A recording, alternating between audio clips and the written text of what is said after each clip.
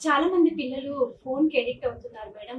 వాటి కోసం వాళ్ళకి ఫోన్ నుంచి దూరం చేయాలంటే ఎలా చేయాలి? ఫోన్ లేనిదే అన్నం తినట్లేదు పిల్లలు. ఫోన్ లేనిదే పడుకోవట్లేదు. ఫోనే ప్రతిదానికి ఫోనే, ఫోనే అని అంటున్నారండి.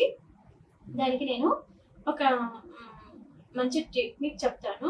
ఎప్పుడు ఫోన్ అనేది వాళ్ళు చూస్తున్నారంటే మనం వాళ్ళతో టైమ్ స్పెండ్ చేయట్లేదని అర్థం అండి. Now days parents, wife and husbands ఇద్దరు కూడా బిజీగా ఉంటున్నారు. ఆ బిజీ లైఫ్ లో మనం పిల్లలతోటి టైం స్పెండ్ చేయట్లేదు కాబట్టి పాపం వాళ్ళకి ఏమీ తోచగా చెప్పే వాళ్ళు ఎవరు లేక ఫోన్ కనేది ఎడిక్ట్ అయిపోతున్నారు. అలా కాకుండా అండి మీరు నెట్ కనెక్షన్ తీయించేసి అలా ఖాళీ లేకోకుండా వాళ్ళని చేసి ఏదైనా స్టోరీ బుక్స్ ఇవ్వండి.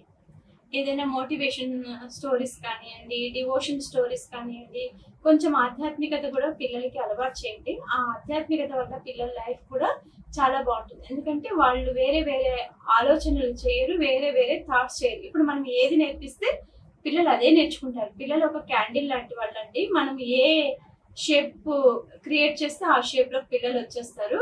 కాబట్టి మీరు కూడా మీ పిల్లలు ఎవరైనా ఇలా ఫోన్లు చూస్తున్నారంటే మీరు టైం స్పెండ్ చేయట్లేదని అర్థం అండి.